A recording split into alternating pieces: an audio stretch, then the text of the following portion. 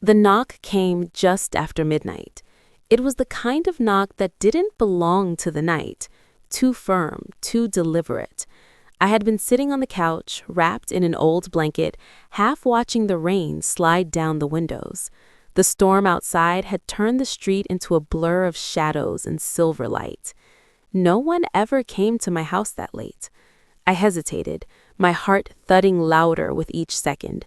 Another knock followed, slower this time, as if the person on the other side knew I was awake. "Who is it?"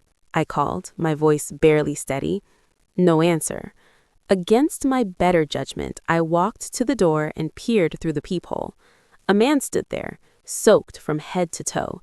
He looked to be in his late 40s, with tired eyes and a face marked by time rather than age.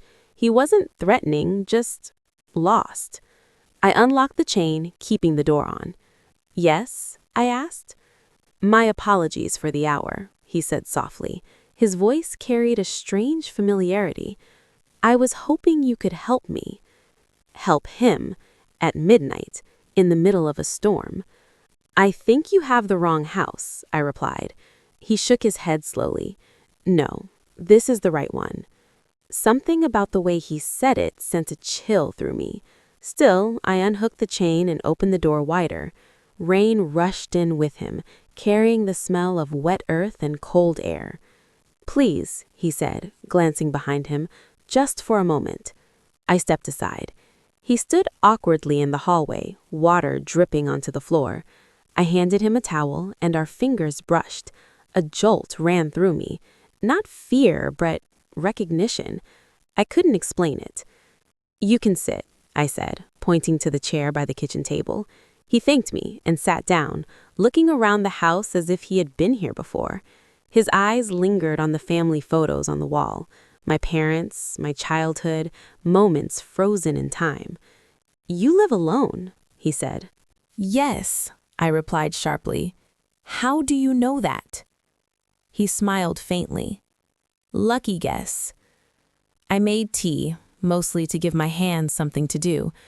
When I returned, he was staring at a framed photo of me at 10 years old, standing beside my father. "You look like him," the stranger said. My chest tightened. "You didn't answer my question. Why are you here?" He wrapped his hands around the warm cup, letting out a slow breath. "Because I owe you the truth." The room felt suddenly smaller. "My name is Daniel," he continued, "and I was supposed to be part of your life." I laughed, a short, hollow sound. "I think the storm confused you. You should leave." "I was your father's best friend," he said gently, "before he died." The laughter died in my throat. "No," I whispered. "That's not possible." "He never talked about me," Daniel said, nodding. "I know. That was the price of my mistake." I sat down, my legs weak. What mistake? He looked at me then, really looked at me, with eyes full of regret. "I loved someone I shouldn't have, and when it mattered most, I ran away." My breath caught. "My mother," I said. He closed his eyes. The silence stretched between us, heavy and painful. Memories I didn't even remember remembering stirred inside me. Arguments, hushed voices, my mother crying late at night. He told me to disappear, to never come back, and I agreed, because I thought leaving would hurt less than staying. "Then why now?" I asked. My voice trembled, anger and curiosity tangled together. "I know," he said. "I'm not asking for forgiveness, just understanding." I stood up and walked to the window, watching the rain blur the world outside. My life suddenly felt like a story missing a chapter, one I never knew existed. "You look strong," Daniel said behind me. "Your father would be proud." I turned to face him, tears burning my eyes. "You don't get to talk about him." "You're right," he said. "I don't." We sat in silence again. When I finally spoke, my voice was softer. "Why knock on my door?" "Because doors are meant to be opened," he replied, "even when what's outside scares us." The storm began to ease. Daniel stood, placing the empty cup in the sink. "I should go," he said. "Thank you for letting me in." He paused at the door, then turned back. "I left something in the mailbox. Letters. You don't have to read them."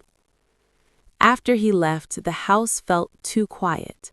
I waited until his footsteps faded before opening the mailbox. Inside was a bundle of envelopes, my name written carefully on each one. I didn't read them that night, but the stranger at my door left something behind, something heavier than rain, deeper than anger. He left me the truth, and sometimes the truth is the beginning of healing. I didn't sleep that night. The house felt different after Daniel left, as if the walls themselves were listening. The rain had stopped, but its echo lingered in my mind, mixed with his words. "I owe you the truth." The letters sat on the kitchen table, untouched, like a quiet challenge. By morning, the sun slipped through the curtains, gentle and unforgiving. Life outside had moved on, unaware that mine had tilted on its axis. I picked up the first envelope. My name was written in careful handwriting, steady despite the weight it carried. I opened it slowly, my hands trembling. "Dear Emma." Yes, Emma. He had used my name like he had always known it. "If you're reading this, it means I found the courage to knock on your door, and you found the courage to open it. I don't expect you to accept me. I only hope you'll understand why I disappeared." I swallowed hard and kept reading. "Your father was the best man I ever knew. When I betrayed his trust, I lost not only a friend, but the right to be part of your life. I chose distance because I thought absence was kinder than confusion. I was wrong." The words blurred as tears filled my eyes. I read letter after letter, stories of missed birthdays, graduations watched from afar, hospital visits he never made. He wrote about seeing me once at a bookstore, another time at a cafe, always leaving before I noticed. "I was never absent by choice," he wrote. "I was absent by fear." By the time I finished the last letter, my chest ached in a way I couldn't name. Anger? Grief? Loss for something I never had? All of it. 3 days later, the phone rang. I almost ignored it, but something told me not to. "This is St. Mary's Hospital," a calm voice said. "Are you related to Daniel Wright?" The room spun. "Yes," I answered before thinking. I know him. He asked for you." I stood outside his hospital room for a long time before going in. When I finally did, he looked smaller than I remembered, pale, fragile. But when he saw me, his eyes lit up with quiet relief. "You came," he whispered.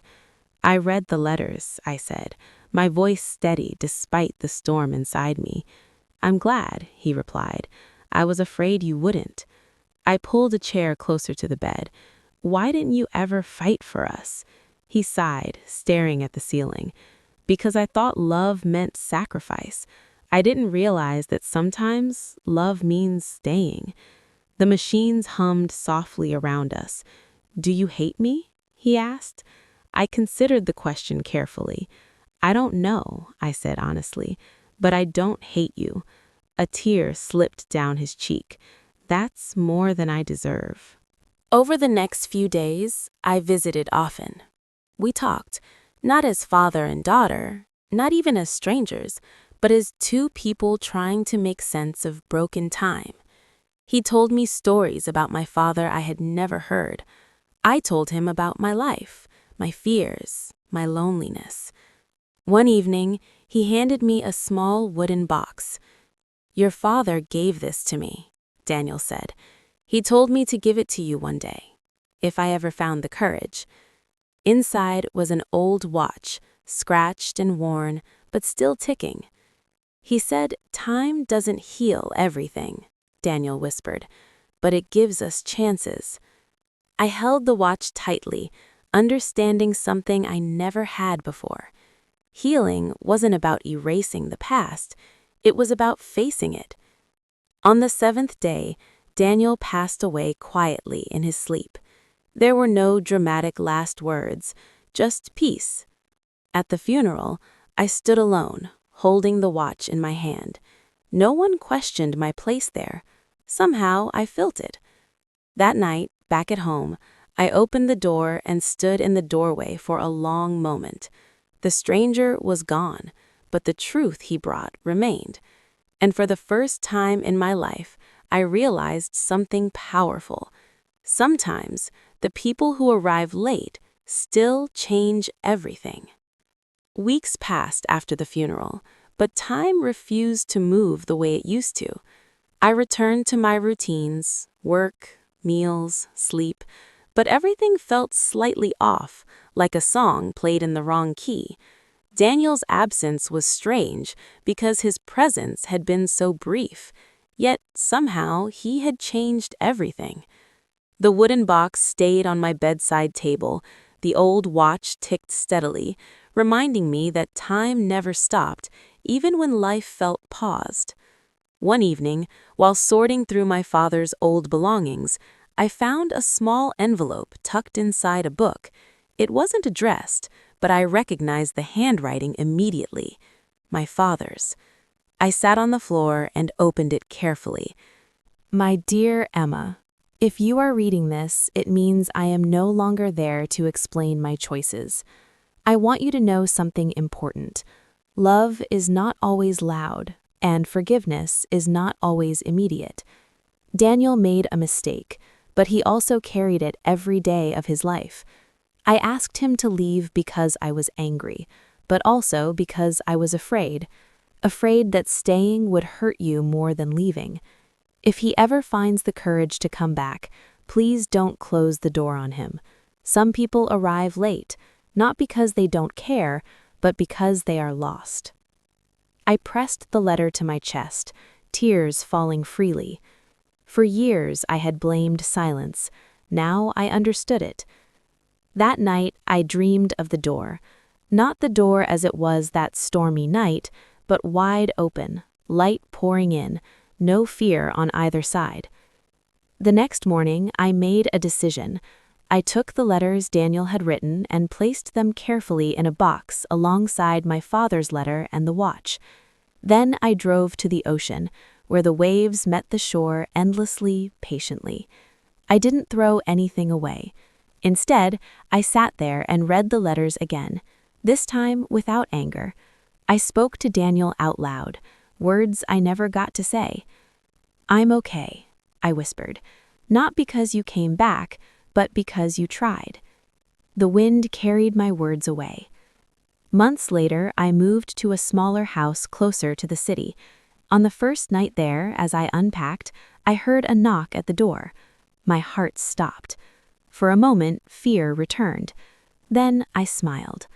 When I opened the door, it wasn't a stranger, just a neighbor holding a welcome basket and an awkward grin. Still, I understood the moment deeply.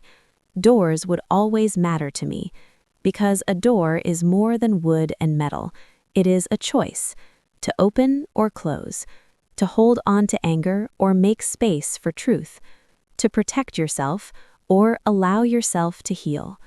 I hung the old watch near the door, not as a reminder of loss, but as a symbol of something stronger. Time doesn't give us second chances, courage does. And sometimes the stranger at your door isn't there to hurt you. They're there to return a missing piece of your story.